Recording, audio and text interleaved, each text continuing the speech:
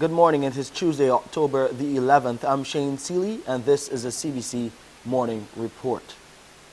A pioneer in the solar thermal industry is adding his voice to the debate surrounding a proposed rate increase for the Barbados Light and Power Company, a matter currently before the Fair Trading Commission.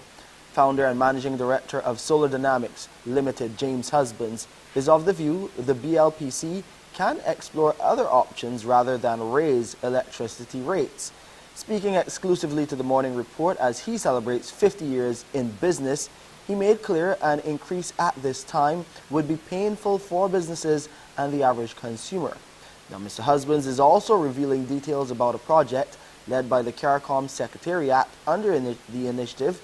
Players in the solar thermal industry will partner with power companies to provide an avenue where consumers can save on their electricity bills and pay for their solar water heating system at the same time. We did a project in Jamaica a few years ago, and the process really is that during the day, you can heat all the water you need, have it stored, and that will take off some of the peak load from power companies. Air conditioning, as you know, is a big factor during the day. And so if you're in a hotel, you're heating water by electricity, you're using air conditioning. And so there's a peak load, which tends to be very expensive. And the demand side management process would design solar water heaters to provide hot water, help them to reduce that peak load. And so power companies have the opportunity to work to expand their base. For example, we were looking at a country where we were saying, okay, if we could install 1,000 solar heaters through the power company can have the clients pay for the systems over a 2-year period, for example, on their electricity bill. But then the reduction in electricity would actually pay for the system. And that at the same time, the demand side of the peak of power would be reduced. And this was a proposal that we were working with, or we're still working with, through CARICOM Secretariat. The Solar Dynamics boss, meanwhile, is very concerned about the level of red tape involved in the renewable energy sector as it relates to solar PV installations. He's calling for a reduction in the time between installation and connection to the power utility. We need to fix the delivery time. We need to fix the actual time, or reduce the time it takes from the time someone signs the contract to the time light and power is connected. That is what we need to do. That is a very big bugbear in the industry. So the permissions that are required, we need to take. We've taken it and we've put so much red tape in the industry. We need to remove the red tape, and we need to look at here are the areas, here are the blocks, here are the gaps, and fix those gaps, because it will be frustrating for someone to say, yes, I want a photovoltaic system,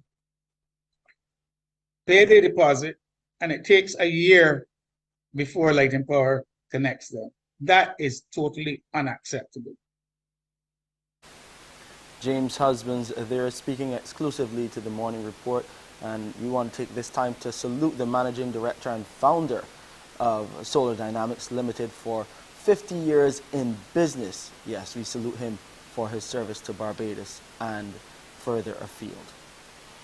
Coming up on the Morning Report, the United Nations and the Red Cross warn of a deadly heat wave and deadly heat waves to come.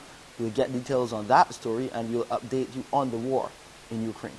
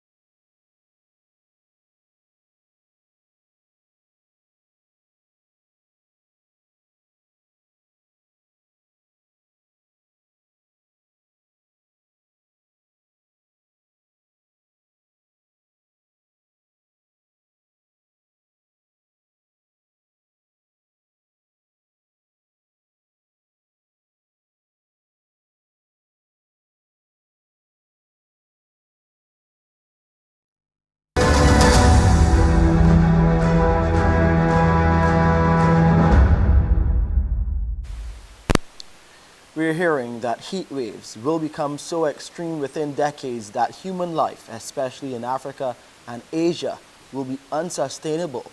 This is according to a new report by the United Nations and the Red Cross. Titled Extreme Heat, Preparing for the Heat Waves of the Future, the joint publication on Monday reported that 38 heat waves accounted for the deaths of more than 70,000 people worldwide. And this is from 2010 to 2019. And that is actually a likely underestimate of the real toll. A heat wave is defined as a period when unusually hot weather becomes hazardous to people's health. In a joint report, the UN and the Red Cross predict a 700% increase in the number of low-income people living in extreme heat conditions in cities by 2050. The heat's going to contribute to an increase in economic losses of $2.4 trillion by the end of this decade. That's up from a comparatively low $280 billion in 1995. Jagan Chapagayan is the Secretary General of the International Federation of Red Cross and Red Crescent Societies. He says extreme heat is affecting people's lives in every sense. I think it will have consequences both on lives and livelihoods. As we have seen already, I think we have enough statistics to show that in many countries, including in a developed part of the world, the most vulnerable population, the elderly, the people living in isolated areas, or people living in a very vulnerable, unplanned environment, are actually dying because of the heat waves. And as we saw here in France and also in Russia in early 2000, number of people die. But it's also impacting the livelihoods in the sense that the crop production have been badly affected in part of Africa, Southeast Asia, and South Asia because of increased heat and drought. It's also, of course, having impact on the health of the population. So this is also impacting the health situation. So basically, the impact of the climate change and the heat waves is creating the compounding effect on populations, affecting both of their lives and livelihoods. Moscow's forces have carried out retaliatory missile attacks across multiple Ukrainian cities following an explosion on a bridge linking Crimea with Russia over the weekend. A quiet Monday morning in the capital, Kyiv, and then this. Not an isolated strike, this was one of multiple missile salvos launched at the city. Others hit the Shevchenko district, which includes the historic Old Town as well as government offices, a busy intersection in front of the main building of Kyiv University. It was rush hour, and the people driving to work were caught in the inferno. This was the park nearby. Kyiv wasn't the only city targeted. From Lviv in the west to Kharkiv in the north, Dnipro in the centre and several more besides. Russia's President Vladimir Putin was exacting his revenge for an explosion that damaged the Kerch Bridge linking Crimea and the Russian mainland and other so-called terror attacks. Ukraine's president urged people to be resilient. They have two targets, energy facilities throughout the country, and the second is people. Such a time, such goals were chosen to cause as much damage as possible. But we are Ukrainians. We help each other. We believe in ourselves. We restore everything that is destroyed. Ukraine is certainly quick to do that. As soon as the all-clear was given, the clean-up started. Kyiv's mayor came to see the damage. What Russians did is genocide of Ukrainian population. They need Ukraine without Ukrainians. And we have a lot of numbers. People who died today, civilians, and civilian infrastructure, capital of Ukraine, peaceful city. Considering the places hit, it's remarkable the death toll wasn't much higher. Around this huge crater are the twisted metal remnants of what presumably was the missile. Now, Vladimir Putin says that this was a response to a terrorist attack. Well, look at where this missile struck. There's a playground just over there. Ukrainians have no doubt who the real terrorist is. It had been months since the last airstrikes on Kyiv. People stopped responding to the air sirens, thinking the danger had passed. But this is the biggest missile onslaught since the war's early days. Defiance is mixed with fear again. We must be more patient and care about ourselves and our close people. Would it save us? Would it save us when he drops a nuclear bomb on us? I think we have to win, that's what I think. As if on cue, another air raid warning. And this time, people ran. Now, in all of this, President Vladimir Putin says Russia's response to any further Ukrainian attacks will be severe. President Vladimir Putin was brief and decisive in tone, shortly after he launched more than 80 missiles at targets across Ukraine. It is impossible not to respond. This morning, massive strikes took place on air, sea and land against energy and military targets against Ukraine. If such attempts by Ukraine continue, there will be harsh responses. Those attempts refer to an explosion on Saturday that damaged the Kerch Bridge linking Crimea to the Russian mainland. Putin's deputy chairman for the National Security Council, Dmitry Medvedev, said the blast was an act of terrorism that wouldn't pass unpunished, describing Russia's missile strikes on Monday as episode 1. Both threatened further and harsher action if Russia is attacked again. Recent battlefield setbacks in Ukraine have damaged the image of Russia's leaders, and some analysts say Moscow wanted to show what its forces are still capable of, although its options seem more limited. Of course, other attacks in the coming days, because they have been happening from time to time during the entire this conflict. But I don't believe that Russia has the capacity to send as much missiles deep into Ukraine as it did today on day-to-day by day basis. So I believe it's going to be a one-time kind of response, revenge attack. But Putin's ally in Belarus said his country was a target of what he called Ukraine terrorist plots and was ready to respond. Tell the president of Ukraine and the other lunatics, if any of them are still there, that the Crimean bridge will seem to them like a walk in the park if they ever touch a single square meter of our territory with their dirty hands. Lukashenko announced the creation of a joint force with Russia to defend his country's border with Ukraine. The European Union says it would respond.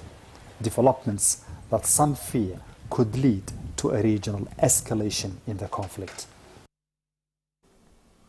We really hope for a swift end to this war.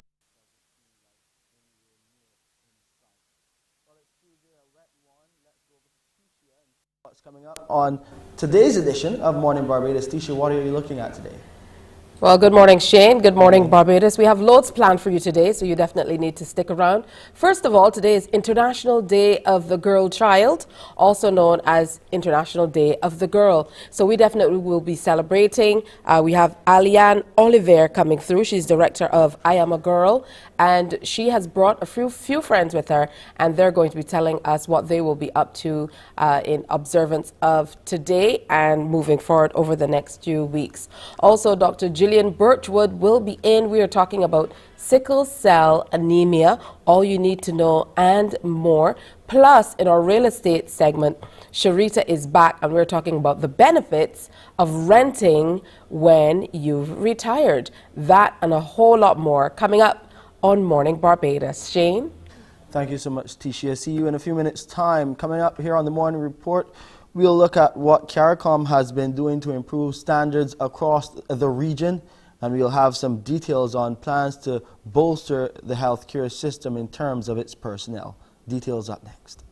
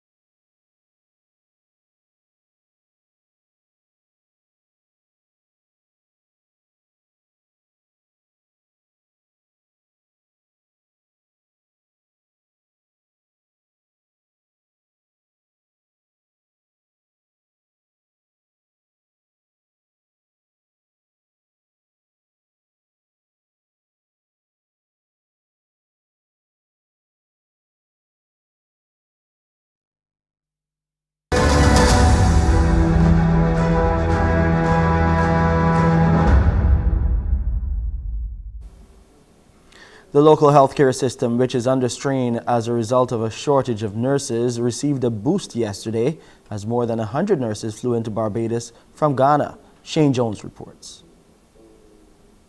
Around 8:50, this Euro-Atlantic Airways flight landed safely on the runway at the Grantley Adams International Airport. Shortly after, braving some rainy conditions, 122 Ghanaian nurses disembarked the aircraft and were greeted by local officials headed by Executive Chairman of the Queen Elizabeth Hospital, Juliet Bino Sutherland. Despite the dreary weather, the contingent from the African Republic received a warm welcome. Ms. Bino Sutherland said the nurses come with a range of specialties like critical care, accident and emergency, and ophthalmology, all areas where there are gaps in services here in Barbados. We are expecting 56 nurses from Ghana to join the Queen Elizabeth Hospital and 66 to join the agencies of the Ministry of Health. That is the geriatric hospital, psychiatric hospital, and polyclinic system. These are nurses of all areas of specialization who were recruited specially to join us here in Barbados. All of them have specialist qualifications. They join us at a time where our need for nursing continues to be great. The hospital's executive chairman said it is part of the country's continuing efforts to address the nursing shortage. We're doing our best nationally to ensure that we can increase the output of numbers of nurses at the Barbados Community College. And in all of our institutions, we've enhanced our retention programs for the nurses here in Barbados. However, like many hospitals globally, we are faced with nursing shortages. And there are some countries like Ghana who are producing nurses, excellent nurses, and producing them for the global market. Meanwhile, Ghana's Director of Human Resources in the Ministry of Health, Dr. Kwesi Asabir, said his country is training nurses at a phenomenal rate. We are able to produce over 20,000 nurses annually. Looking at the numbers, we think that we cannot consume these numbers locally. We need to support other nations internationally. And this is the first government that has decided, as a matter of policy, to send nurses abroad. And the first country to receive this policy realization is Barbados. The head of the Health Training Institutions Unit in Ghana gave the assurance that the nurses are well trained. We have had to follow global standards of training in terms of ICN protocols, that is International Council of Nurses protocols, International Confederation of Midwives protocols. So these nurses meet international standards. The nurses will be in Barbados for a period of 2 years. Our Shane Jones reporting there. The CARICOM Regional Organization for Standards and Quality CrossQ launched its regional non-medical laboratory policy at a meeting yesterday. The Minister of Energy and Business, Kerry Simmons, says the new developmental strategy comes at an opportune time for the region. Trevor Thorpe has more. According to Minister Simmons, the focus on quality is to ensure that businesses and professionals are able to trade successfully on the global stage. And in commending CrossQ on its milestone, he said it is testament that they must be doing something right as a collective of national and sovereign states. CrossQ, I think it is fair to say, has raised the bar of expectation for all players, especially in the area of industry, and again facilitated this region's capacity for trade and to put our business people, especially those related to manufacturing sector and industrial enterprise, on a footing where they can access international markets and can compete as equals in those markets.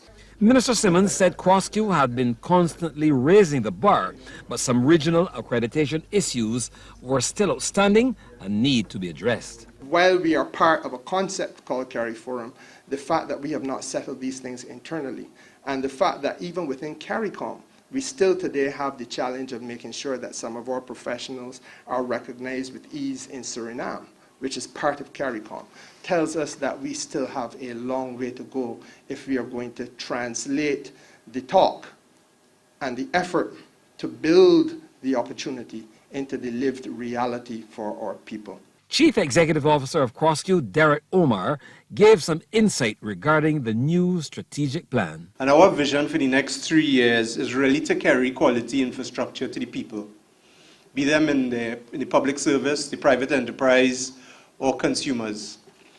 And our vision is transforming and empowering lives through standards and quality.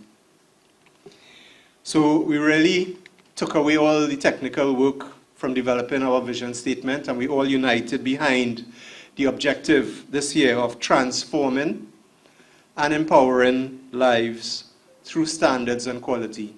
Trevor Thorpe for the Business Report.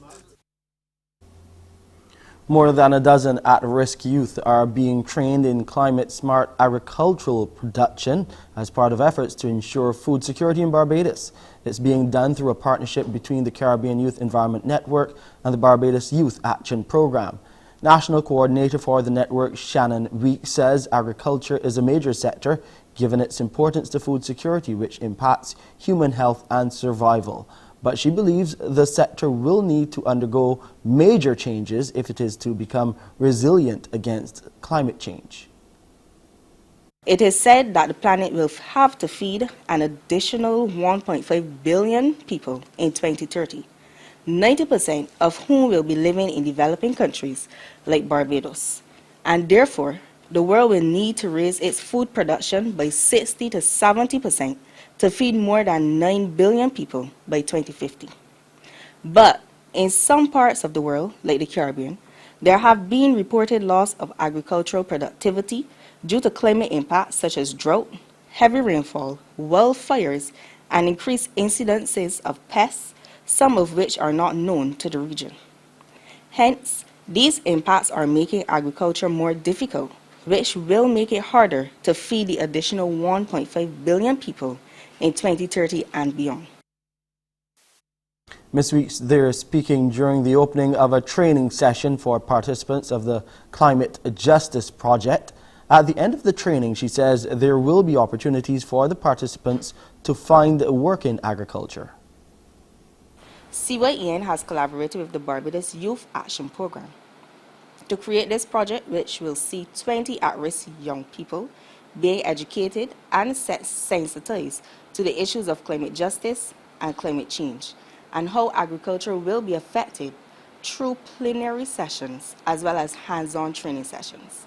At the end of the project, CYEN will present the Barbados Youth Action Program with a small seed grant to be used for support in a sustainable agricultural endeavor where the participants can be employed.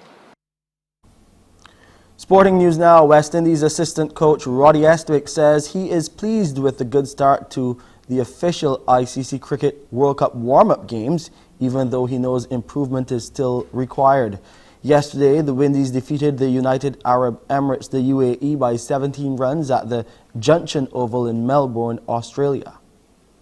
Well, any game that you go into, you want to win, and you want to try and plan properly and execute those plans properly. You know, there's still one or two areas that we need to work on. It was good to see Nicholas Pooran getting some runs also, you know, but we lost some early wickets. We didn't assess the conditions as you would like because the ball was stopping a bit, seaming around a bit, but in the end, you know, there was a good partnership between Brandon King and Nicholas Pooran, and that got us up to 150 odd, and we always felt on that pitch we were able to defend that. Now, as we reported yesterday, the Windies were asked to bat first and posted 152 for 9. Brandon King top scored with 64, while the skipper Nicholas Pooran belted 46. Well, this morning we have the highlights of that innings. Oh, that's a full toss and it's bowled him! Straight through him! Oh, that's in the air too. Is it going to be over the top? It is. It's been well timed. It was nothing more than a punch, and it's going to go to the rope. Pooran's hit this one big. This is massive, almost up to us. Huge six that crashes into the City Power Centre on the full. Oh, that's a good shot. Yeah, that's going for 6, and that might hit the scoreboard just underneath it. Short one, Reefer is going to be caught here. Should be caught. He is, yes! Well done there from Junaid. He's going so well for the Emiratis. He's now got 2 for 9. Another short one. Oh, is that out? It is! Spectacular catch, and Junaid has 4 wickets. Oh, that time he's just, it's catching practice. Smith back on strike, he's on 5, but he's bowled! And Junaid Sadiq has got 5 wickets against the West Indies. What a performance. Oh, that's a massive 6. To the long side, it was a full toss, but it's gone up towards the Blackie Ironmonger stand, and that's gone all the way. The UAE, in response, were restricted to 135 for 6. Next for the West Indies will be their second and final official warm-up game. It will be against the Netherlands tomorrow. That's our look at sports this morning. Let's look at weather now. Temperature on the outside is 27.9 degrees Celsius. It's fair and hazy. We had some early morning showers, and we'll continue to monitor those wet conditions across the country. It's feeling like 32 degrees Celsius already, and the relative humidity is up to 82%. The barometric pressure is 1012.6 millibars, and the winds are coming out of the east at 39 kilometers per hour. We'll see a low tide this morning at 14 minutes after 10. There will be a high tide in the afternoon at 26 minutes to 5. The seas are moderate in open water. Swells are between 1.5 and 2 meters and increasing. Today will be mostly cloudy with breaks of sunshine and a few intermittent scattered moderate to heavy showers and a chance of isolated thunderstorms. And tonight it will be cloudy with clear periods with a few brief scattered light to moderate showers. And here's a quick look at the international weather forecast. That's our time for this edition of the CBC Morning Report. I'm Shane Seeley. I'll see you at 7 with headline news. Up next is Tisha with Morning Barbados. Wake up, wake up, wake up, wake up.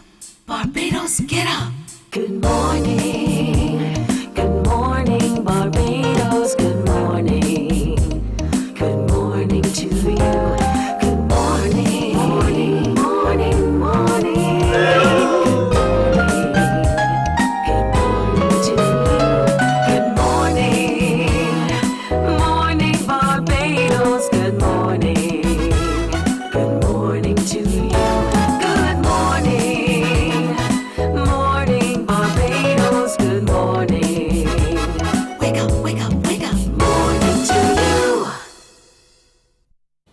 It's Tuesday, October 11th. So good to have you with us. Good morning, Barbados. I'm Tisha Hines. I'll be here with you until around 8 o'clock this morning. We have a good show planned for you, as always, but I want to caution you to be prepared because we're going to have some interesting weather this morning. A tropical wave is affecting the island, as Shane told you during his weather forecast. So make sure that you are prepped and ready for that, expecting thunderstorms and things of that nature, intermittent showers, cloudy breaks of sunshine in between. But you want to make sure that you are well prepared on this Tuesday. And we are well into October already. Can you believe it? The second week of October. And we are looking down the barrel of Christmas already. I don't know about you, but I've been to a few places and I've seen Christmas trees up. And so, do you have your Christmas trees up? Of course, you can let us know. We love to hear from you. So check us out online. We are at CBC Barbados on Facebook. You can also find us on YouTube.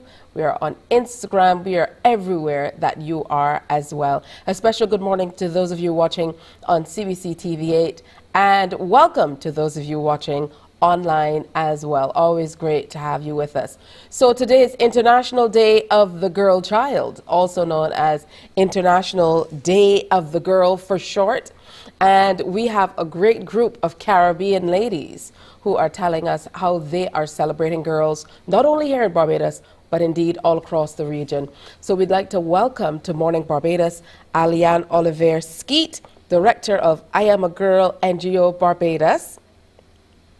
Also with us this morning, Charlie Ann Sincere, Director of Girls with Roots in Trinidad and Tobago, and Valerie Honore, Director of I Have a Right Foundation in Dominica. Good morning, ladies. Hi, Tisha. Good morning, Barbados.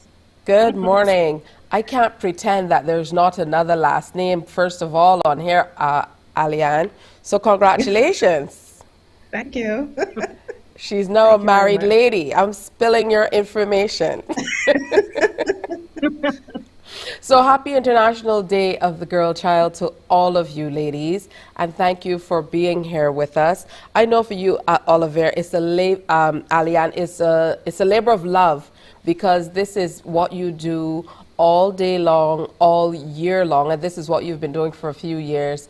So tell us all about, first of all, for those who don't know, what brought you to this place where you felt like you needed to start an NGO that celebrated girls? I think for me, it was the fact that even for me growing up, I did not have a space. I didn't feel like there was community.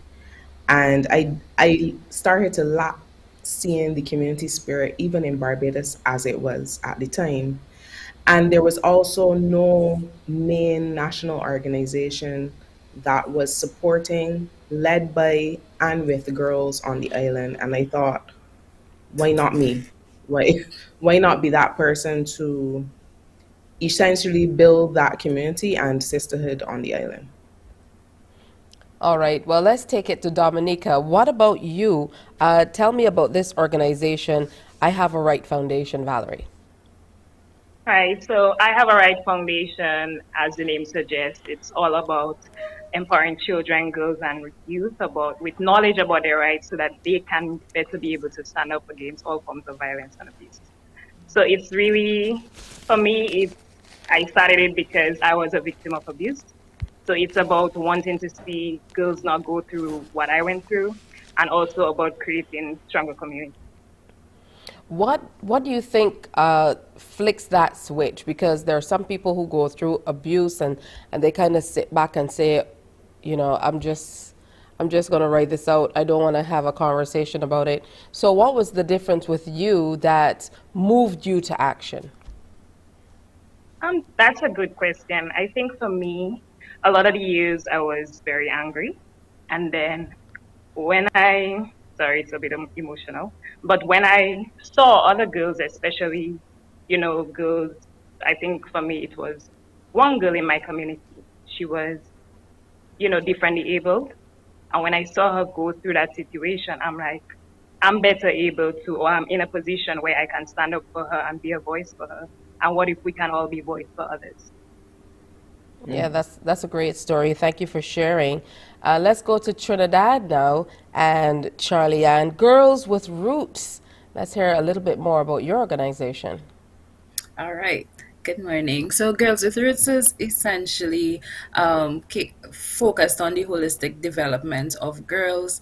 What we do is provide opportunities and skills training for them so that they can better impact their communities, change their lives, and eventually change their countries. We do that through various programming means and by supporting girls in whatever ways we can, be it by offering training courses or other material that they may need to build themselves as leaders. We think so many times the focus is heavily on women and not necessarily the girls, but we think if we start with them from a young age, then we can create the communities that we're desirous of seeing in the future. In terms of how this organization started, like my other sisters, Valerie and Alian, I think there was a lack of content catered towards girls, and I felt like girls were not provided with that content and essentially didn't know how to make decisions that could benefit their lives. So I wanted to create a space where they could have access to positive content that was authentically Caribbean, but also that would move them to change something about themselves or in their lives and really make a difference. Speaking of making a difference, coming together this way, and I know, Aliane, you collaborate with a number of organizations from across the region and indeed across the world, but coming together in this way, what are some of the major things that you realized about the fight as you move across the region, about what you're working toward, as we look toward this year's theme, which is Our Time is Now, Our Rights, Our Future, for International Day of the Girl. What have you realized that you are all working toward? I think I've realized, and we all have, is that even though we're in different territories, even though we see different perspectives of how rights are being violated for girls and youth in general, I think we all realize that those differences build a massive connectivity among us. And there's so many similarities with the issues that girls are facing across the region. And we felt like, what better way to amplify the voice of girls but to work together? We're doing similar work in each of our territories, and we plan to expand across other territories in the region because we see this fight as a collective one that matters to all of us and one that should matter to all of our communities. Well, it's interesting you use that word. So tell me all about Caribbean Girls Collective now. Charlie, you want to take that? Yes, sure. So the collective, like we would have said before, it's us coming together as a group of organizations with a similar focus, and really doing the work that would be able to spread across the region, because together we do much greater work than we would ourselves. So the collective basically ensures that girls across the region are able to benefit from any of the activities, the programming that we would have had if we were individual organizations. But also we want to provide much needed research that isn't readily available within the Caribbean, and we think we can do that together as a group, but also provide support to other organizations, groups, governmental agencies where possible with that research that we will conduct, and just basically be a support to girls and women and groups within the Caribbean so that we can push this work forward, this work of training girls to be true leaders in every sense of the word. Oh, that's wonderful. Valerie, how is this collective working to help you in what you're doing in Dominica?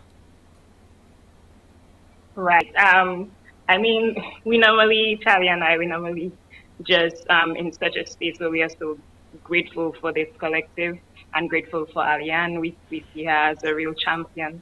And for us, it's about, down to the supporting the programs that we do, and just helping the organization build and grow as itself. We're talking about NGOs, we're talking about young people dedicating their life towards a cause, but also having a strong support network. And I feel like the collective is really a strong support for each of us in our different territories, that we can meet together, that we can plan together, and that we can know that we are not in this fight alone, that we have a region, that we have leaders across that are just in it together and in it so passionately. So it's not just about doing something, but it's about targeting the core of the issue and saying that, hey guys, we are going to make a change, and this is way beyond us, but we are in it and together.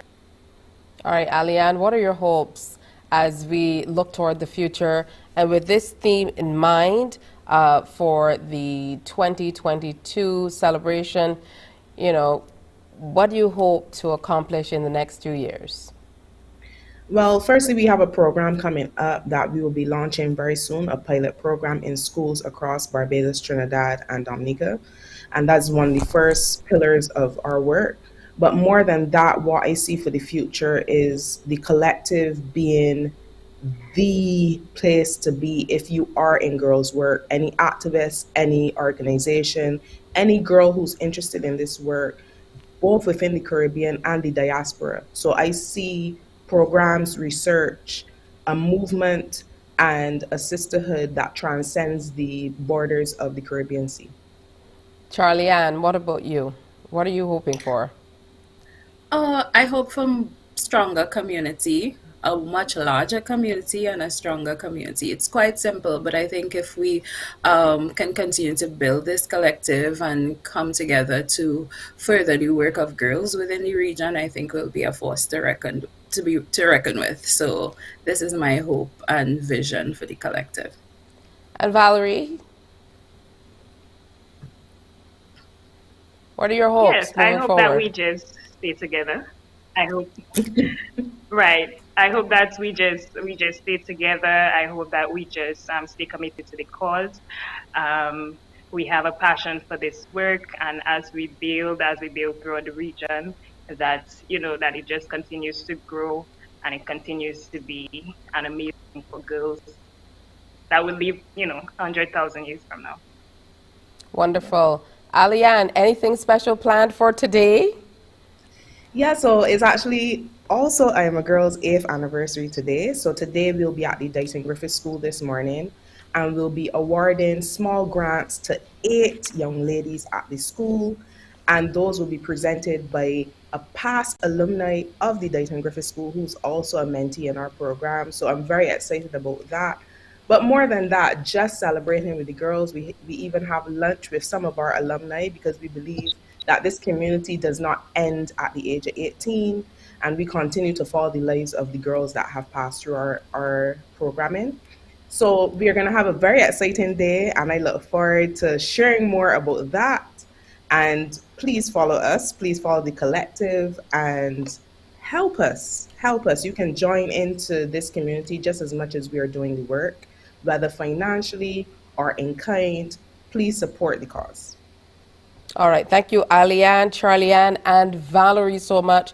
Continue the work. Continue the good work. We want to encourage everybody. We want to encourage everybody watching to do something special for a young girl in your life or that you know of today. It's a good start. All right. Thank you, ladies. Have a wonderful day. Bye. You too, Tisha. Bye. Thank you. Bye. All right.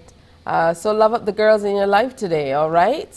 We're going to take a break, and when we come back, we'll tell you all about a charity and how they're raising funds for a worthy cause. That's all next. Morning, morning, morning. Good morning. Good morning to you.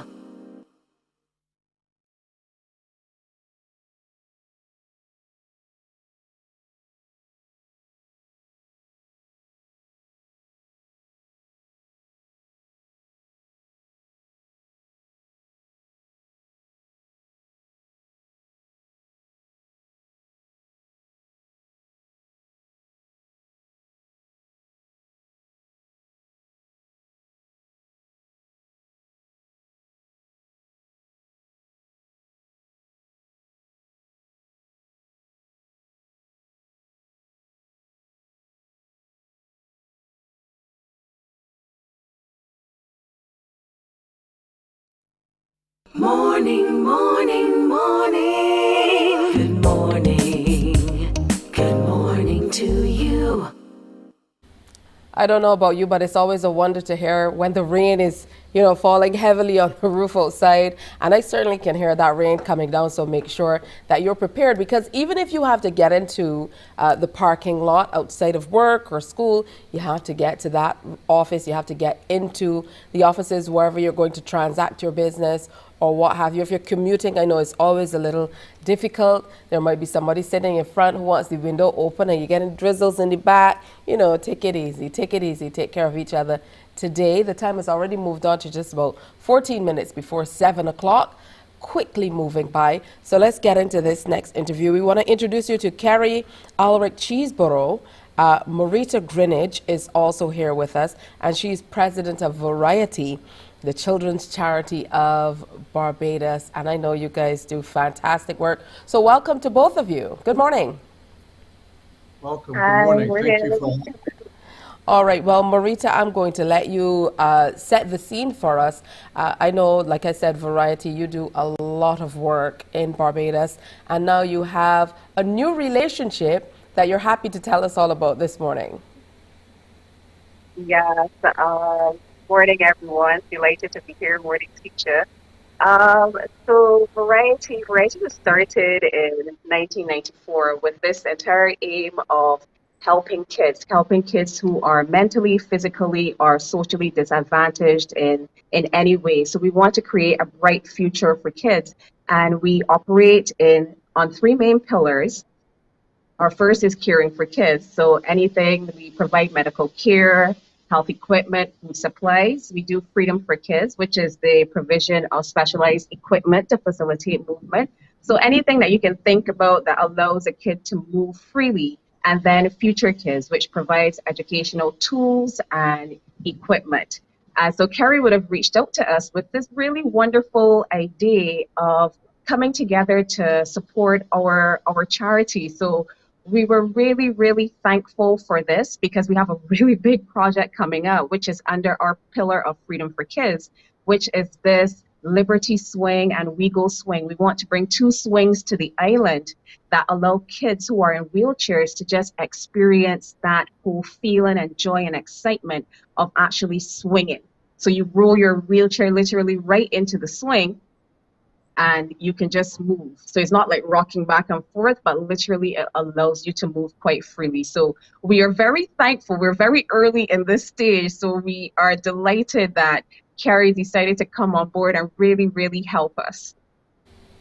All right, Carrie, tell me all about your project and what piqued your interest in Variety, the children's charity in particular. Hello, thank you, Tisha. So I'm on a welcome stamp. I will be starting my 3rd year here on Thursday. Because of COVID, I'm an artist and photographer first, and so I started an online only art gallery. And it was kind of a charitable idea myself because I had a lot of friends who were artists but didn't think that they were good enough, artists like me who might have some kind of insecurity or anxiety about it. And it was a way for people who couldn't get out, who were too afraid to express their art, to do so. So the gallery online is the KAC, that's my initial, Gallery of Fellow Artists. And it's a way for artists to actually support each other and their efforts. And once I came here, I was very happy to find that there was a thriving art community here with artists who had very deep, authentic voices and visions. And for my 2nd exhibition for the year, I've always done charity work. I did charity work back in the US. I like to help bring awareness to people. I call them invisible people, invisible humanity, people who deal with things that we don't think of on our day-to-day. And I searched for a charity I could possibly support with an exhibition. And I came across Variety, which A, I like to help anyone who helps children, and B, since I'm disabled myself, that was the kind of thing that convinced me to this is something that could be served by maybe artists who want to do art. 10 artists do original works on 10 by 10 frames. We sell them all for the same amount of money, at least half of which goes to this charity. And a lot of the artists stepped up more than I expected. And I'm happy to give not just money, but give voice, give viability, give energy to the people who help these children and to help these children themselves. All right, I want to talk a little bit more, Carrie, about that overwhelming response and what your thoughts were when you realized, hey, this is way beyond my expectations. I'm happy to share that excitement that I had. So the exhibition is called the 10 by 10 by 10 Artist Initiative. Again, 10 artists do works on 10 by 10 works, $200 Barbados. That's 50%. And so I figured the goal was $1,000. We could raise $1,000. Within the first 3 days, we raised over twice that. And the interest from the public has been greater than we expected. From the artists, so a lot of artists decided we want to do more art in case more people want to buy it and help donate. And so I only started out with the featured artist, but now I have a contributing artist. So some of the artists donated more than one piece, created more than one piece, and there are artists who wanted to offer pieces, but not in 10 by 10 frames, and so they are our artist benefactors, and there are also people, including businesses like local businesses like Tapas and Champers here who were happy to just donate straight funds. And so I'm overwhelmed, but probably should not be surprised at the humanity that people have shown here and all over the world, which is where we're getting our donations from. So we're very happily surprised and hope to keep it going. Great work, Carrie, and thank you. Marita, I'm sure that you and everyone associated with Variety must be extremely intrigued by how novel this idea is, first of all, because what this does is it says, we're going to keep on keeping on, different and very interesting ways of fundraising. Very interesting. Yeah, that's it. Because one of the key things to be able to push our objective forward, we do need people who will support. So fundraising is a very important factor for us. And this wasn't something along the lines that we were thinking at all. We typically have a lot of people are familiar with our Gold Hearts, which is going to be coming back quite soon, and our Row for Charity, which is also going to be coming up soon next year in June. So with this particular idea, this was like quite exciting. The art is quite beautiful. So we are just elated at the overwhelming support that we're getting. Because right now, even to bring these swings, it's going to be 150,000 Barbados dollars. So as I said, we're very early in this stage, right? We've talked to the National Disabilities Unit, and they're going to allow us to set up the swings down by them as well. So continue to support this initiative. That's actually one of my favorite that you brought up there, the heart. So really continue to support the initiative. We are probably just under 10,000 in, so we do have a long way to go. And yes, we are delighted. We are delighted that Kerry would have reached out and said, hey, he wants to do this for us. So thank you so much. That's fantastic. Carrie, tell me a little bit more about your art personally. I know that you are a digital artist as well as a photographer. So tell me a little bit more about your works. I was a photographer.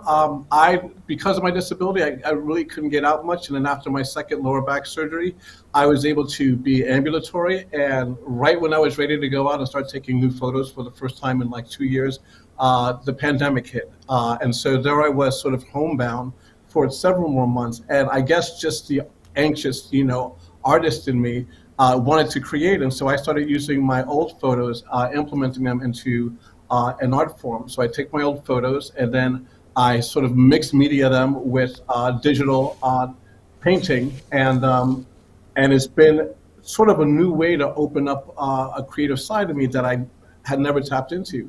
And to that point, when I got here to Barbados 2 years ago, I needed a change of scene.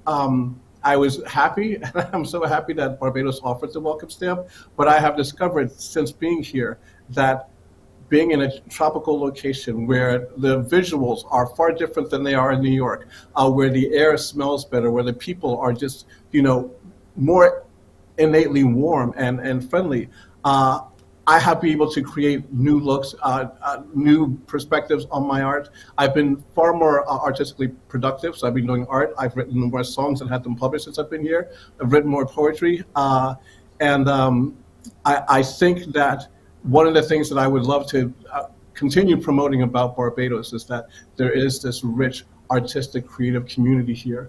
And I personally think it should be promoted more, but I'm so happy to have seen the art that I've had here and have met the other artists that I have here who always inspire me as well. I'm so happy that you've kind of absorbed so much of Barbados that you feel a part of what's happening.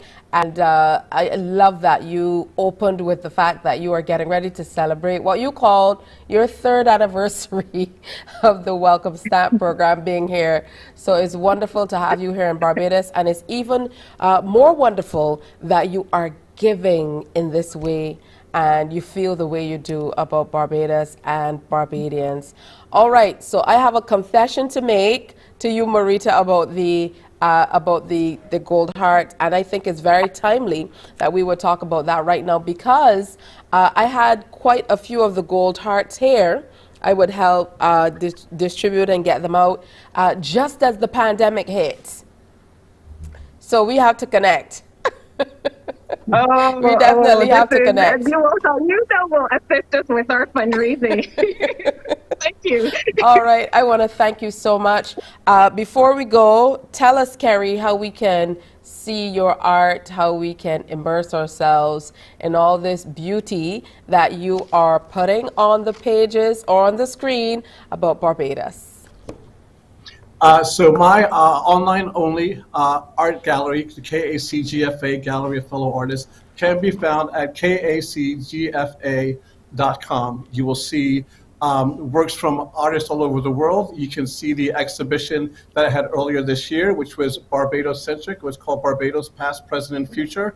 And that was a very, very well-received exhibition, so much so that we had people all over the world who got to discover this our Bayesian art, and which is why we also now have international artists in the present 10 by 10 by 10 artist initiative. My art can be found at kacphoto.com, where I implement both, and you know, it's just a little give back notice too. I was on Morning Barbados in December talking about the kente cloth, Barbadian kente cloth that I designed, and I was told to make note of when that went into production, sort of, and I've been able and so lucky to have local tailors like Kibra Smith, who made this dashiki for me. This is a great place to be creatively productive as well, and there are people who are tapping into that, and so I'm here to support them. I'm here to support the artists. I'm here to support anyone creatively or in the act of helping someone else. All right, Kerry, thank you so much, and thank you, Marita. We have lots more to talk about, so we definitely will connect, and I want to thank you guys for coming in and sharing with us. Thank you, and thank you, Barbados. All right, it's heading up to 7 o'clock in Barbados and across the Eastern Caribbean. It's time for Headline News with Shane Seeley. Morning, morning, morning. Good morning. Good morning to you.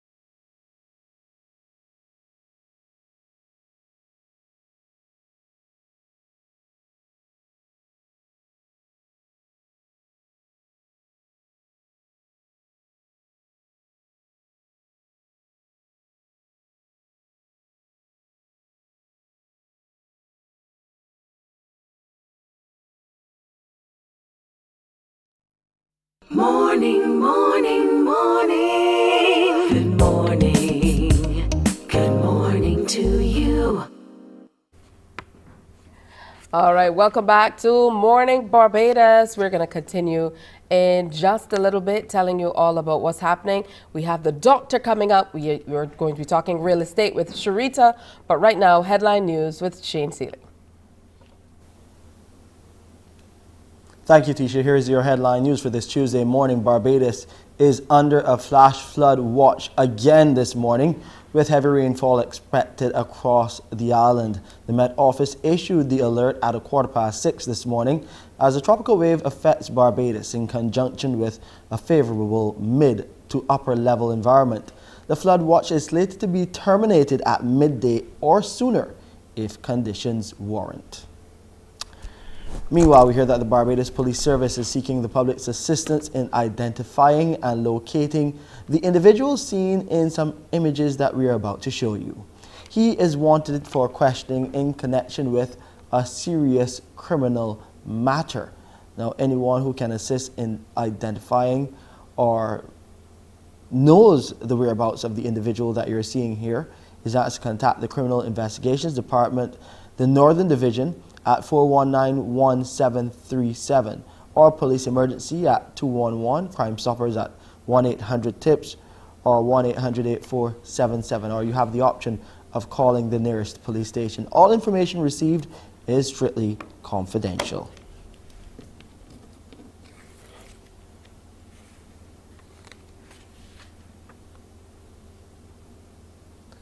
A pioneer in the solar thermal industry is adding his voice to the debate surrounding a proposed rate increase for the Barbados Light and Power Company, a matter currently before the FTC, the Fair Trading Commission.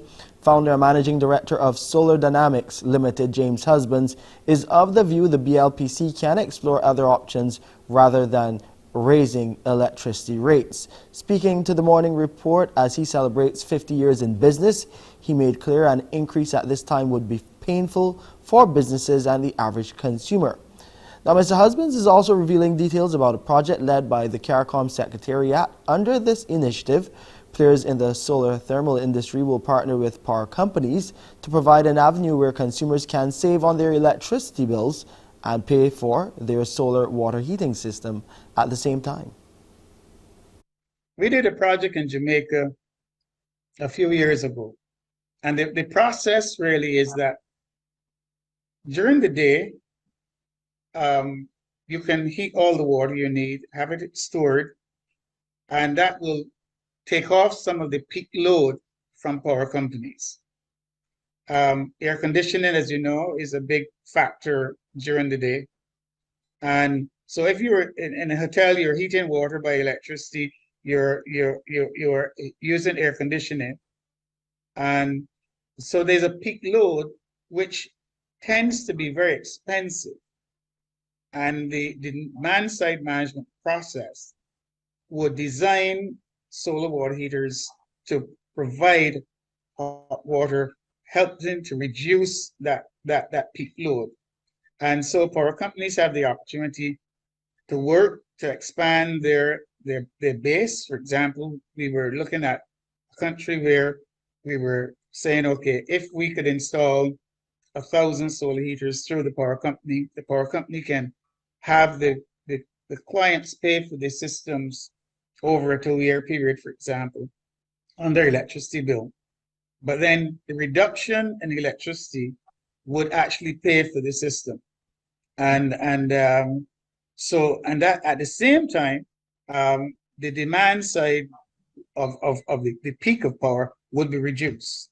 And this was a proposal that we were working with, or we're still working with, through CARICOM Secretariat.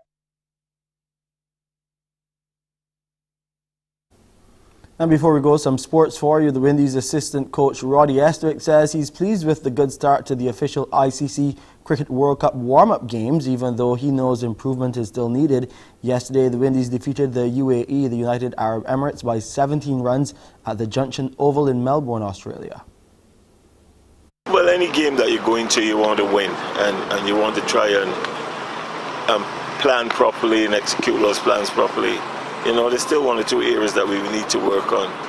It was good to see Nicholas Puran getting some runs also, you know, but we lost some early wickets. We didn't assess the conditions that you would like, because the ball was stopping a bit, seaming around a bit, but in the end, you know, there was a good partnership between Brandon King and Nicholas Puran, and that got us up to 150 odd, and we always felt on that pitch we were able to defend that. And that's our headline news for this morning. I'm Shane Seeley. It's back over to you, Tisha. Thank you so much, Shane. Looking well this morning. With you? Tired, Tisha, tired. But you know, these early mornings, we got to get going and make sure that we entertain and, of course, educate and inform our audiences. I know where you were about to come in. Big shower of rain, lots of rain.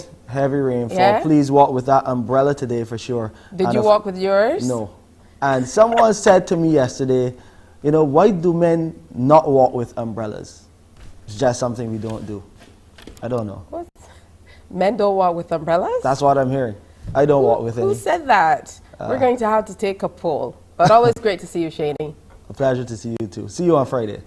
Okay, bye. Yeah, always great to see Shane. All right, so the time has quickly moved on. It's just about 8 minutes after 7 o'clock. I want to say a special good morning to those of you watching online. I know that you make a special effort, especially those of you watching outside of Barbados, and to everyone watching on CBC TV8 as well. Good to have you. MCTV channel 108. Good to have you with us also. All right, so we're going to take a break here, and when we come back, we are telling you all about the Barbados Trust loans and a very interesting business that you will want to hear about. Stay with us. Morning, morning, morning. Good morning. Good morning to you.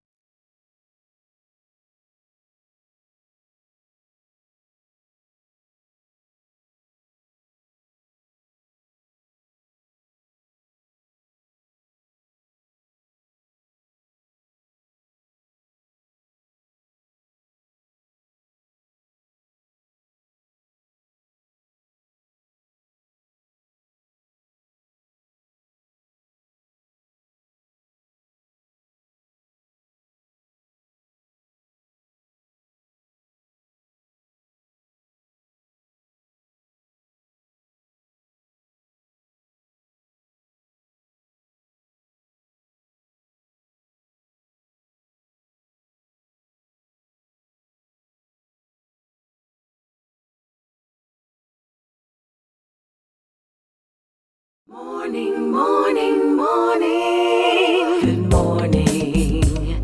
Good morning to you.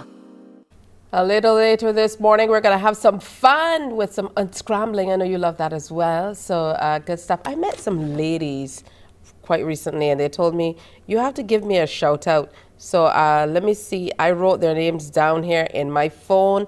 Let me see if I can get them. Where are you? Here it is. Morning Barbados shout outs. Good morning to Charlene and Heather. So it was great meeting both of you. And thank you for watching Morning Barbados. How about that to everybody else? Always good to meet people when we head out. Don't forget, on Friday, we are going to be out and about as we continue moving all across the country. We are heading to St. Thomas. So for those of you in St. Thomas, make sure you look out for us as we come on through. All right.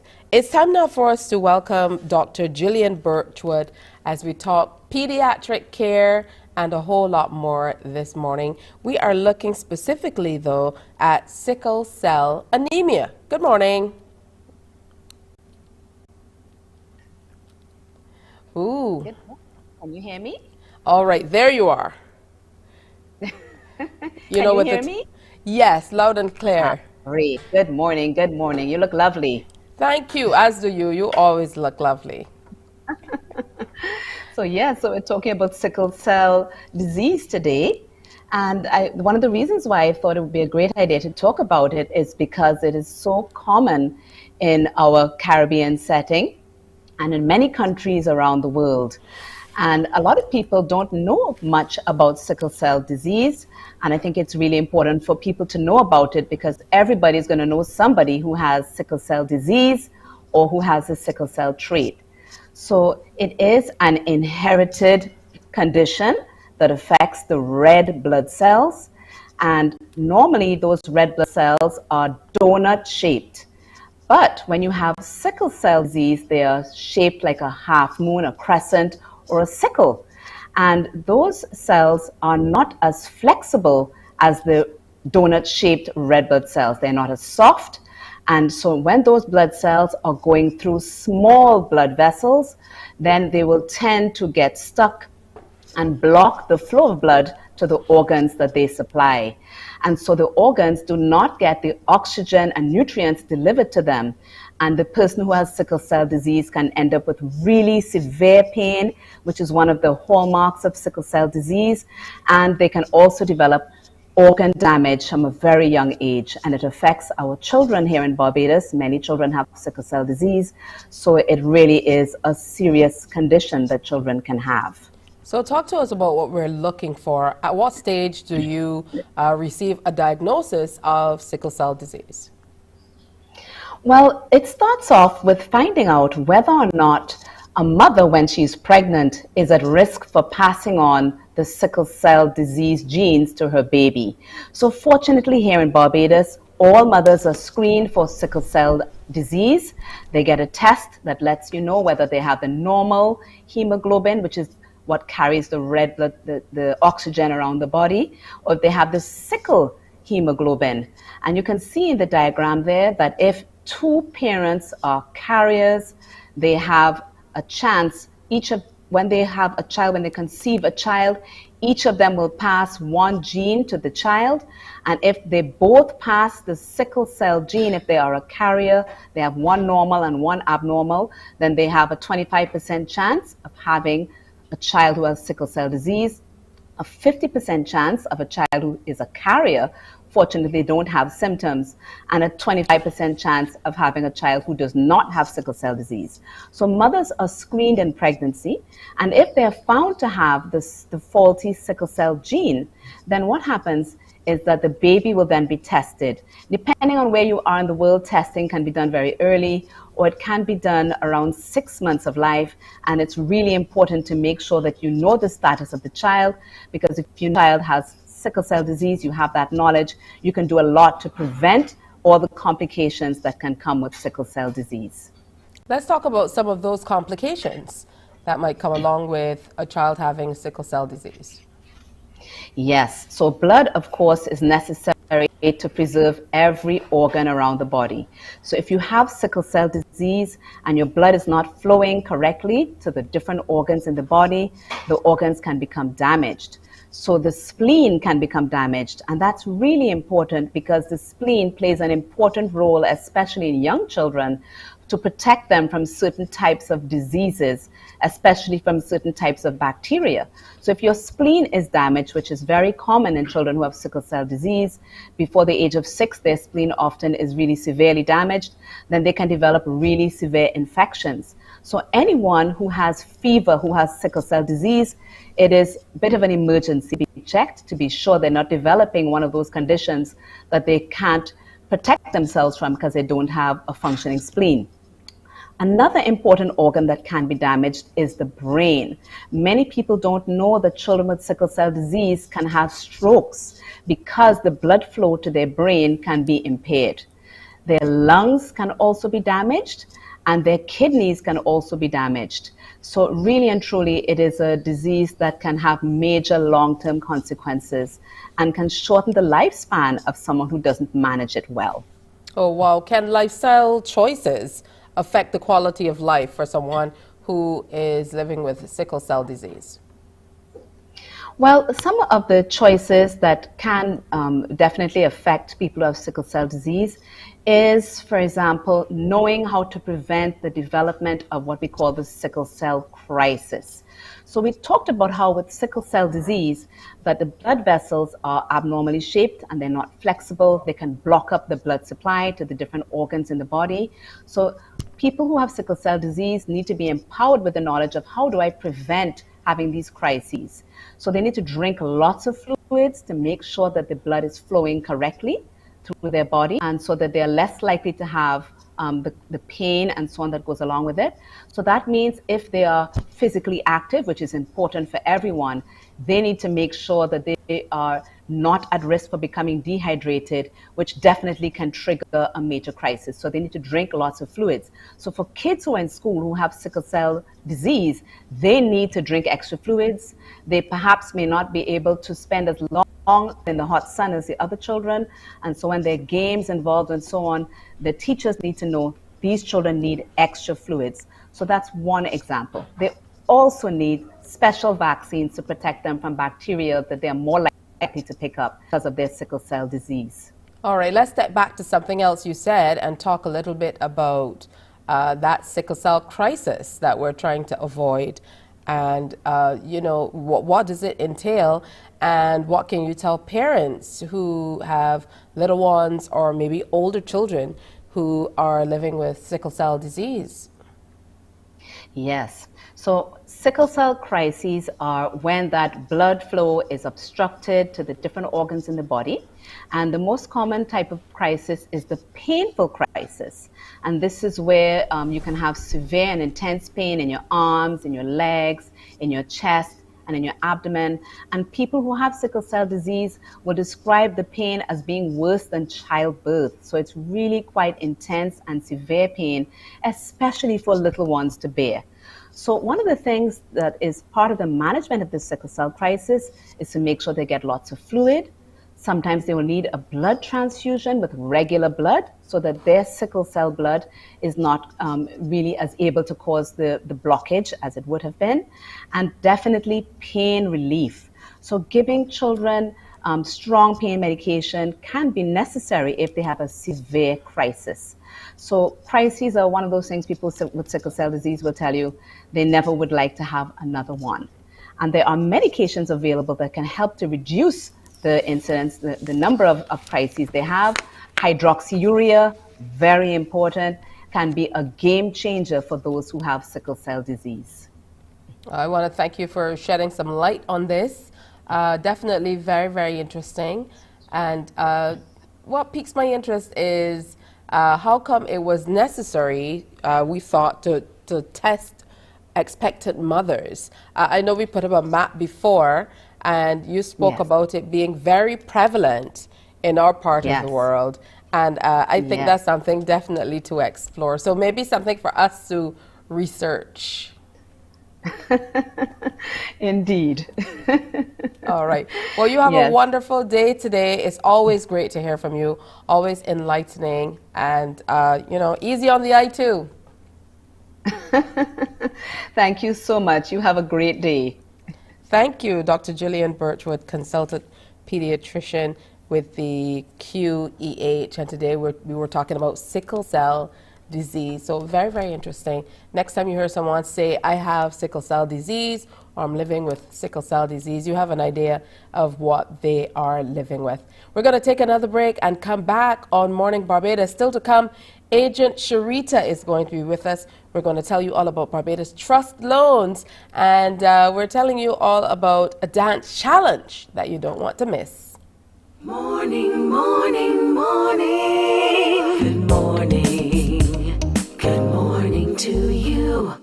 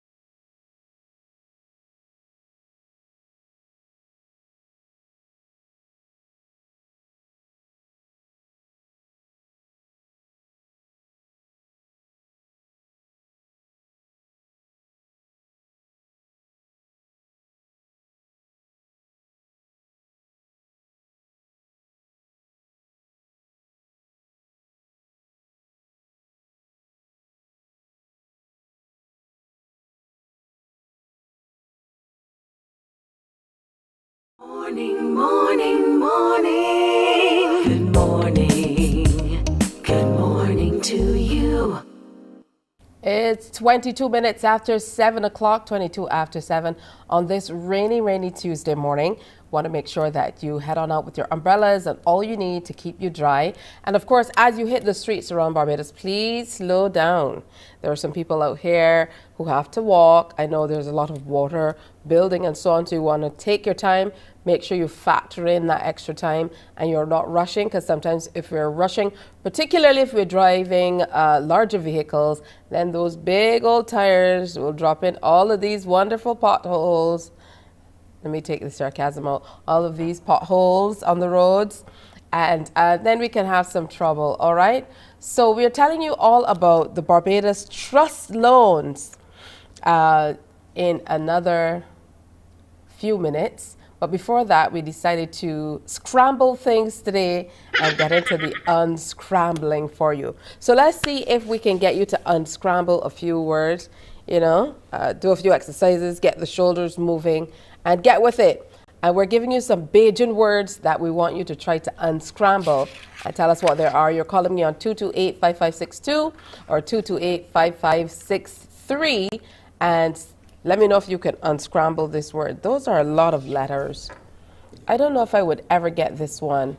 I actually don't know what it is as yet. Maybe I need to put on my glasses. Yeah. This is definitely a Bajan word. Let me see.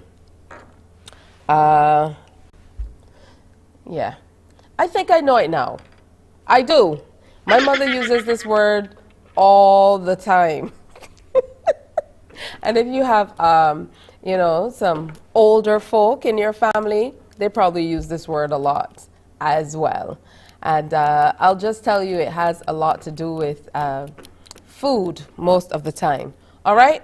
So give us a call, 228-5562, 228-5563. Let's get some smiles on your face, get those brains moving, and see if you can unscramble this word and then, of course, use it in context. Yes? It looks like church songs. I see chorus. A whole host of things are in there. So let's see if you can get in there. All right, go to the phone line. It's 25 minutes after 7. Good morning. Good morning. Hi, good morning. How are you doing? I'm good. All right. It would be great if I could hear the gentleman. Where are you calling me from? I'm from St. George. St. George? Yeah. All right, so we have St. George in the house. All right, what's your name? My name is Kevin. Kevin? Yeah. Kevin, all right. Do you know the word? Yes, please. What is it?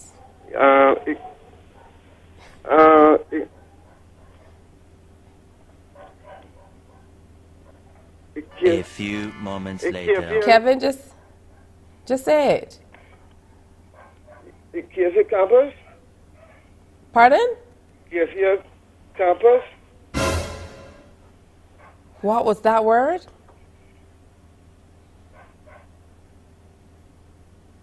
Say it again.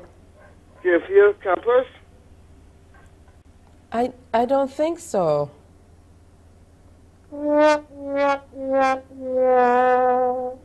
I'm not even sure what the word was that you were saying, Kevin. All right, so let's take another call. Kevin is obviously as confused as I was initially about this word. All right, let's go back to the phone line. Good morning. A pleasant good morning to you. Good morning. Where are you calling me from? I'm calling from St. Michael, please. St. Michael is in the house. Yes, please. What's your name? The word is cravages. You wear cravages, no? You are not sticking up on that. All right, Pardon? now you have to use it in context. Let me tell you something. You see that young girl? She wear cravages. Why must it be a young girl on International Day of the Girl? Happy International Day to all my girlfriends. And to you. You look so sweet. Oh, thank you. Blessings on everybody. Oh, my goodness. Do you use that word often? Yes. My mother used to always use it. She always used to use it. She said, look, you don't get so cravages here. Forget about it. It's true. These Bajan words, these Bajan words. Thank you for participating. And that definitely was a good job. Cravicious with an H. Who's spelling these words? I never would have put an H in there. All right. So here is another phrase. Let's see. The first word looks like a cuss word, but absolutely not on morning TV. Okay, let me take that. Let me take that back. All right, so let's go back to the phone line 228-5562 or 228-5563 and unscramble this phrase. Let's see. I think I know the last word. There's so many letters, though. So many letters. Let me see what's going on here. Yeah. You guys are going to just have to show me the answer because I don't have a clue. All right, so call me up. Listen, you guys are just going too crazy back there with these sound effects, and they don't even have any reason to, like, what's going on? Dun, dun, dun. All right, so this one is a place. So I was wrong about the last word, too. All right, it's a place. That's a good clue. How about that? It would be great to have a little person come on in and tell us all about this one. Who knows? I've been saying all week long, and I was saying last week, I want to hear some people from St. Joseph. I want to hear someone from St. Andrew. Good morning. Welcome to Morning Barbados. Good morning. Where are you calling me from? Right now I'm in St. Michael right now. St. Michael in the house. What's your name? Debbie. All right, Debbie. Do you know the Bajan phrase or the Bajan place? Yes, please, Welshman Hall Gully. It is Welchman Hall Gully. Have you ever been to Welchman Hall Gully?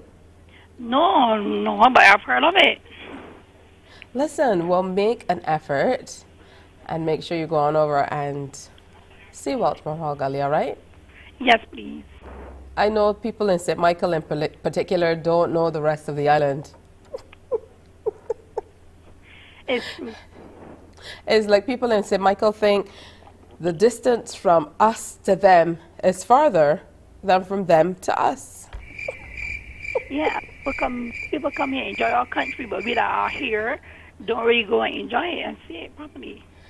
It's true. We have to enjoy Barbados a whole lot more. Thank you so much. Don't get no wet today here. All right, Welchman Hall Gully was that one. All right, one more. You guys are really generous today. All right, let's see this one. Bajan phrase, unscramble it. Well, this is another place. How about that? And this is all tying into where we're going to be on Friday. We are really loving up this particular place. So let me hear somebody maybe from somewhere else across the island. How about that? 228-5562, 228-5563. Come on in and unscramble it. All right, there's a call on the line. Good morning. Yeah, good morning. Good morning. Where are you calling us from? I'm calling from St. Michael. St. Michael. All right, you guys are definitely taking over this morning. Do you know the place? Can you unscramble the words? Yes, I can. Go right ahead. Courier Spring. Courier Spring it is. All right, where are you calling me from? St. Michael. What's your name?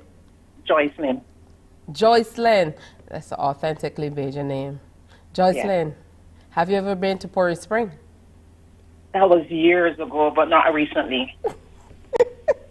You would think that Courier Spring is a 4-hour drive. Exactly, yes. All right, any big plans for today? No, just work. Just work. Yeah. Not a good idea to put just in front of work. Have a great day, okay? You too, thank you. Oh, my. Thank you so much. You guys are such a good sport. Don't forget, we are heading to St. Thomas on Friday. You definitely have to watch and be a part of it. It's going to be a good time. We will be at the beautiful cave, so make sure you tune in for that. The time has already moved on to about 28 minutes before 8 o'clock. We're going to take a break here and come back. Do stay with me. Morning, morning, morning. Good morning. Good morning to you.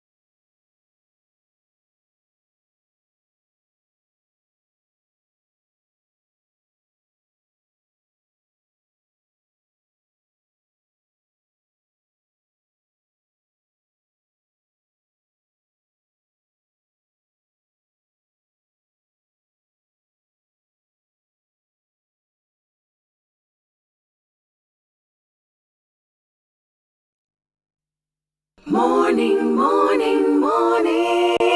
Good morning. Good morning to you.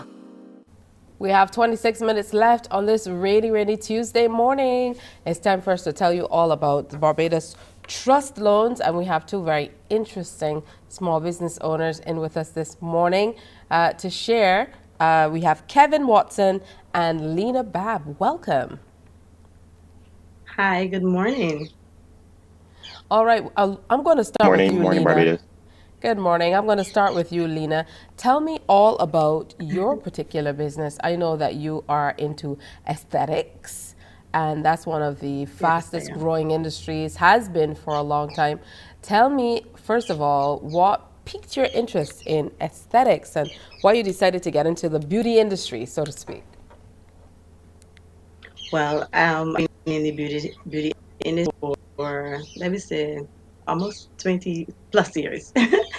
And that was always a love for me. It was going to, as a child, I was always into doing hair, doing nails, always getting in mischievous stuff, troubling my sisters, makeup. And so I was always into beauty. I was always into, you know, that kind of stuff. All right, that's a good reason to get into it.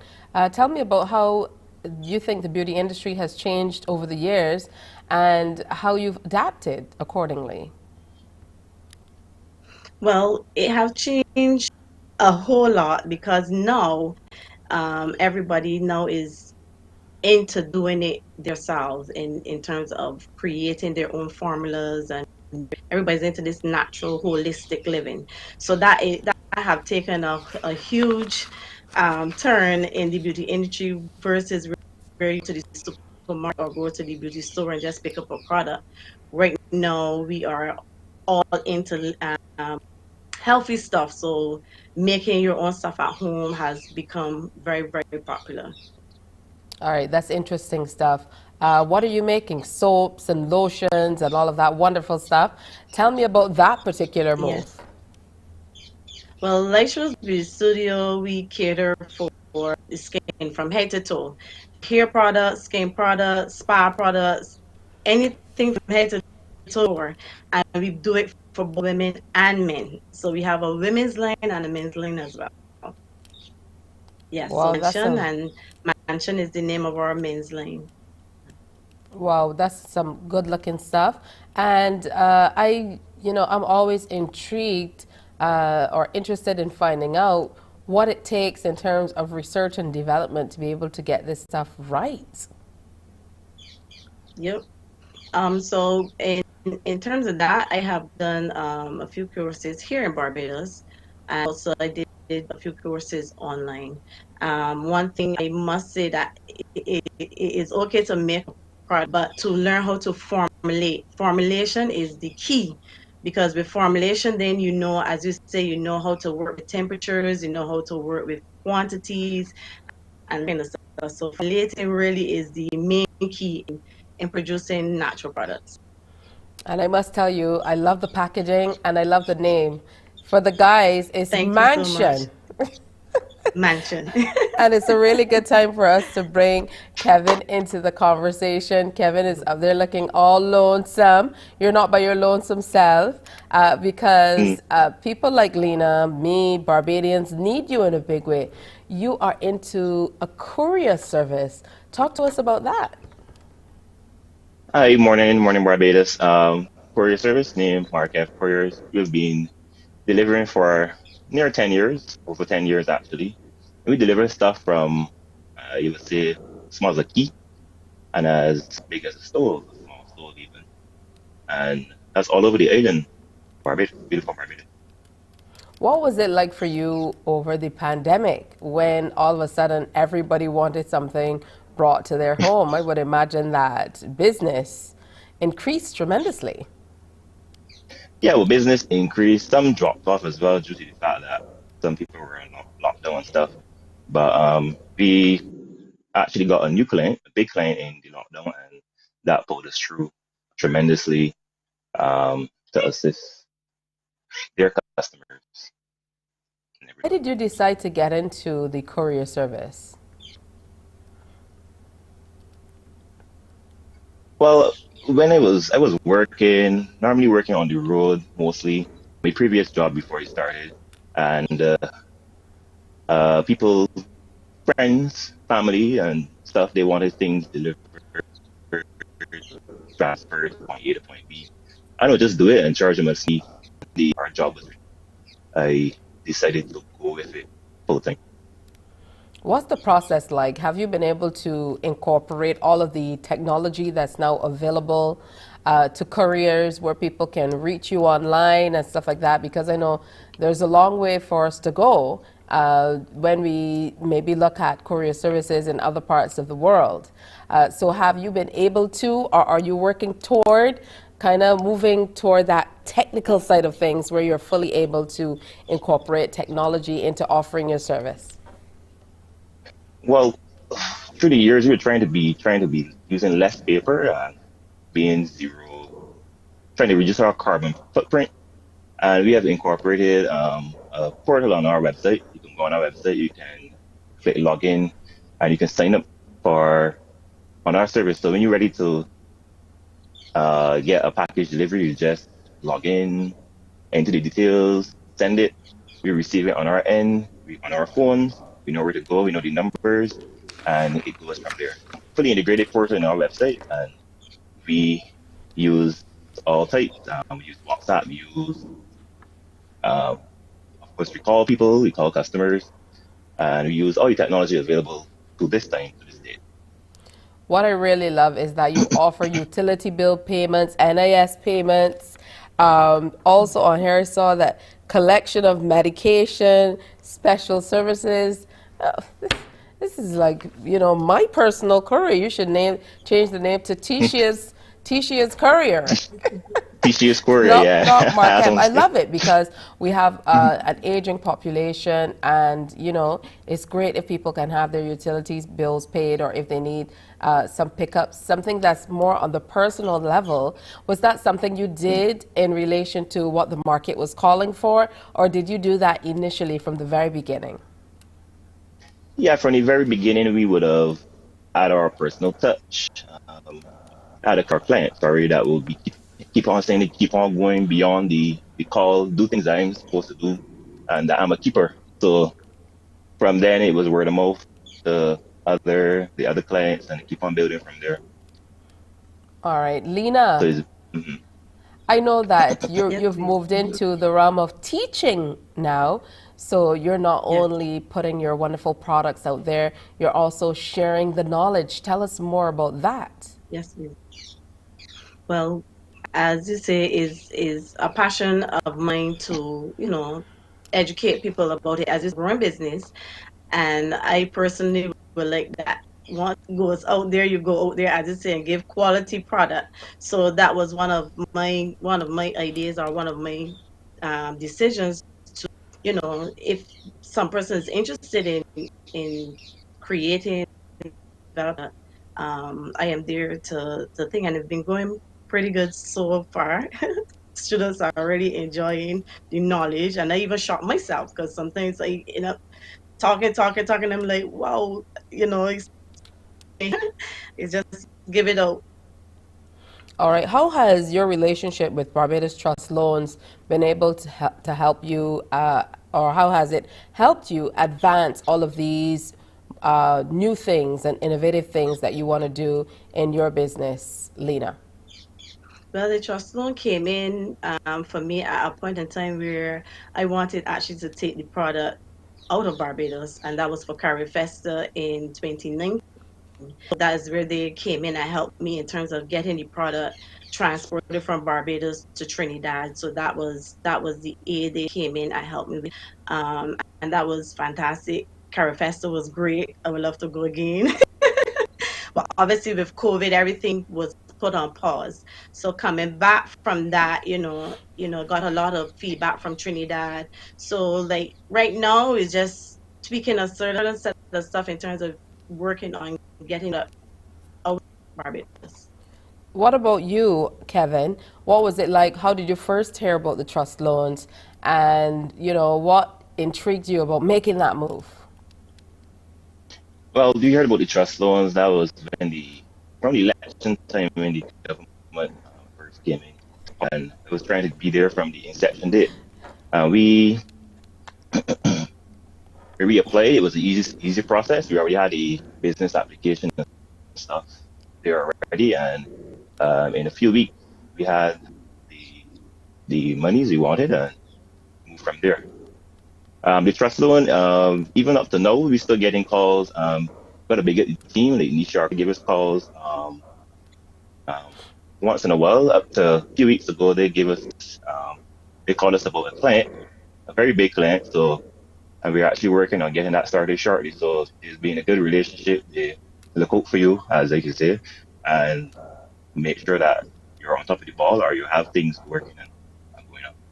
That's wonderful stuff. I know they were working on a directory some years ago, and it would be wonderful to have a directory of all of the businesses in Barbados. I know we've moved away from phone books, and even if we do a digital directory, that's good stuff where we can, kind of share the services around. I mean, Lena is making all of these gorgeous products that we saw.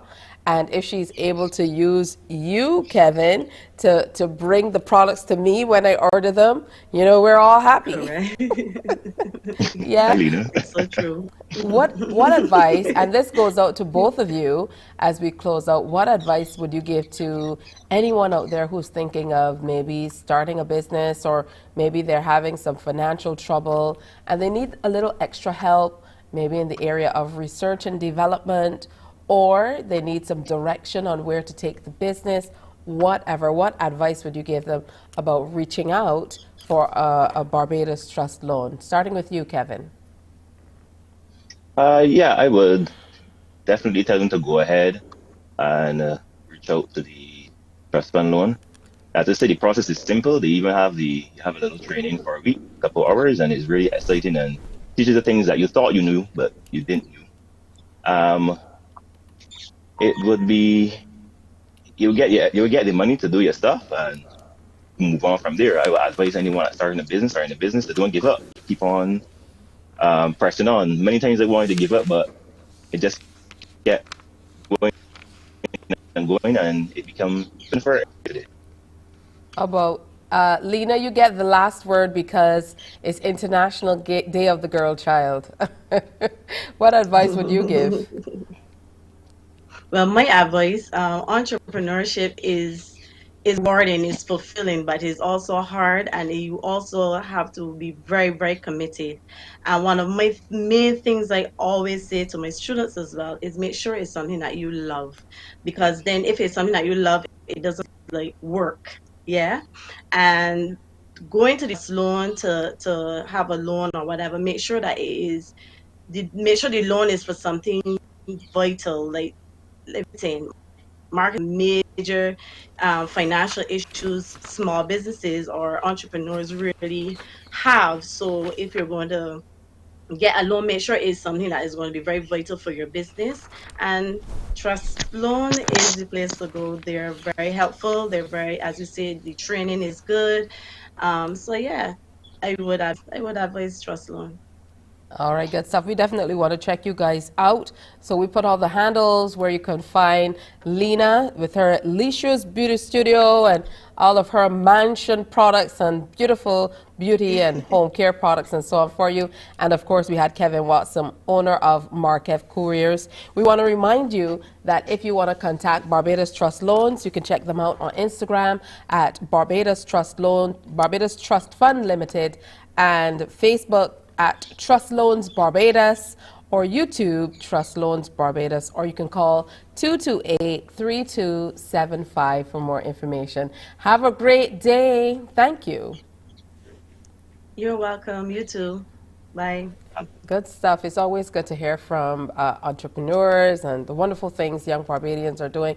Were those products just gorgeous? You nicely packaged, and we just gave you some great gift ideas for the men in your life. Mansion. How about that? Did you see the beard balm? All the men are wearing beards these days. I don't know. We could talk about that on another morning. We're going to take a break and come back on this rainy Tuesday. It's 13 minutes before 8 o'clock. We'll be back to wrap up after this. Morning, morning, morning. Good morning. Good morning to you.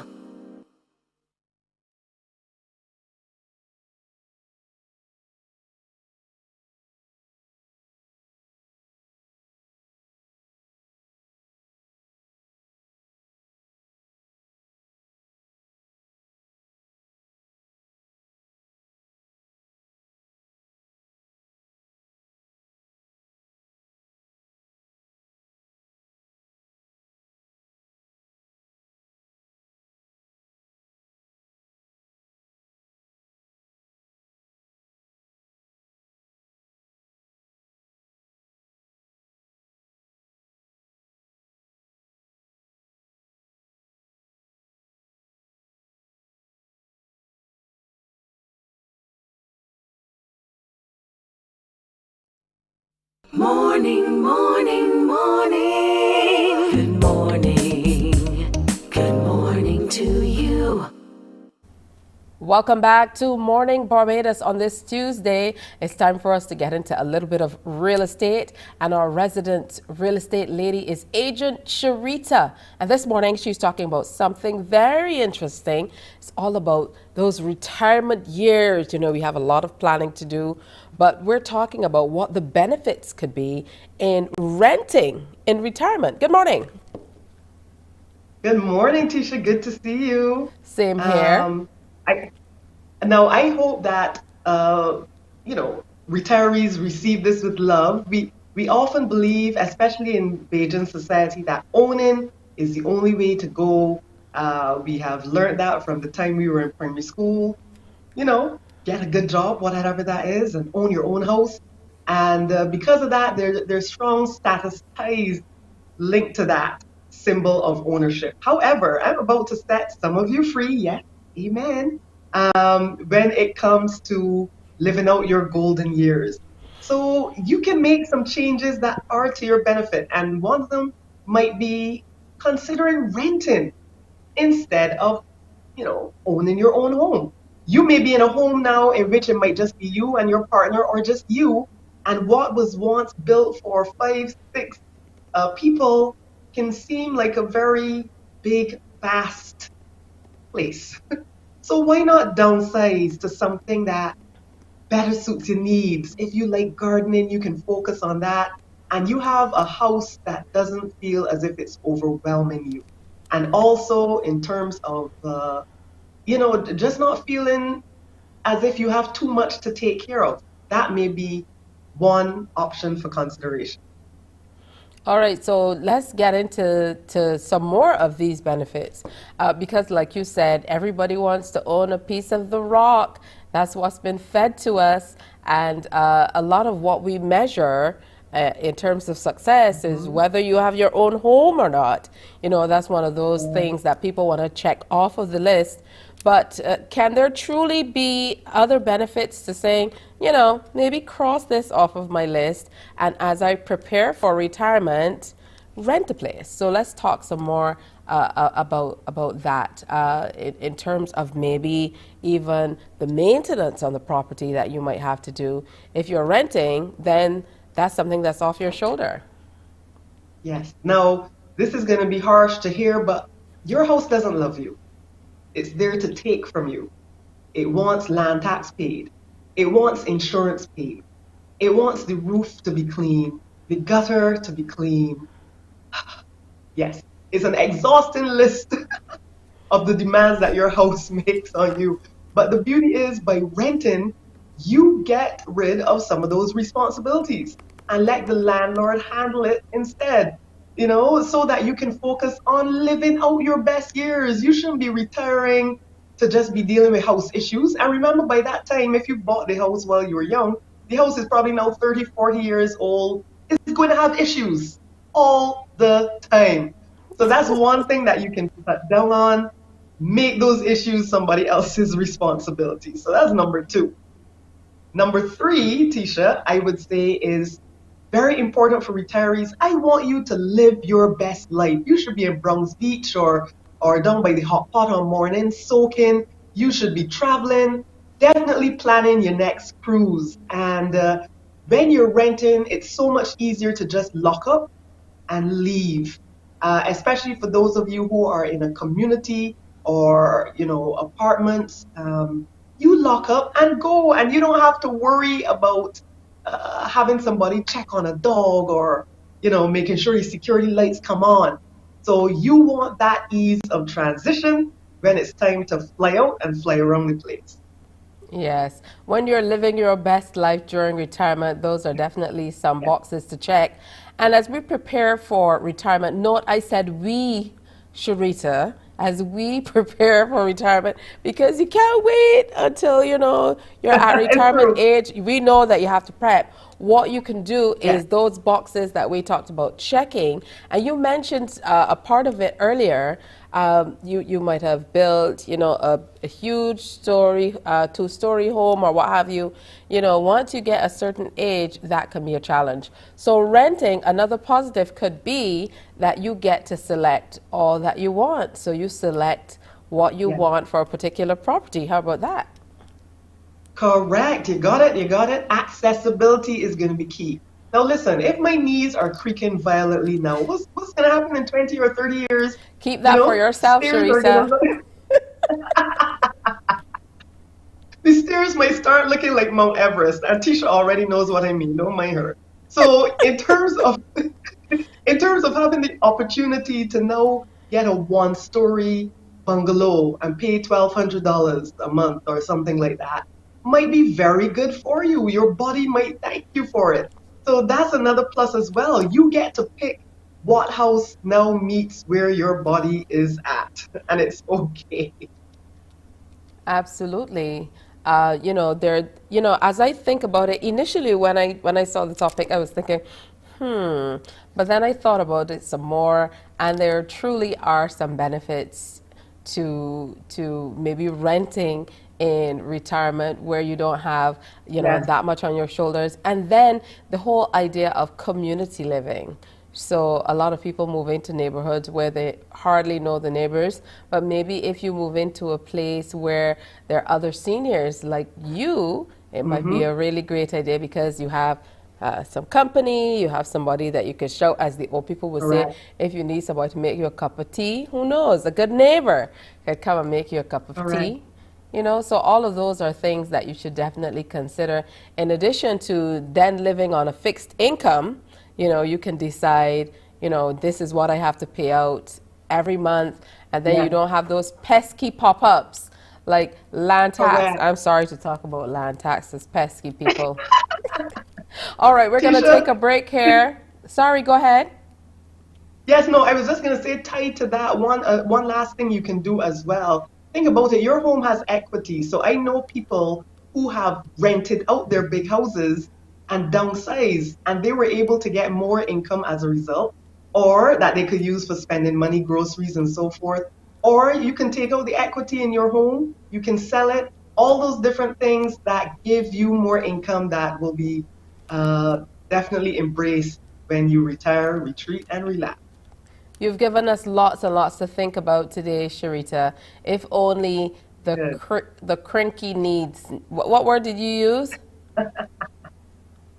Violently creaking? Creaking knees? I don't know anything about that. Have a great day, and thank you for the thoughts. You know, a lot of food for thought. Have a great week. All right, take care. All right, we're going to take a break here and come back and wrap up Morning Barbados, the Tuesday edition. Morning, morning, morning. Good morning. Good morning to you.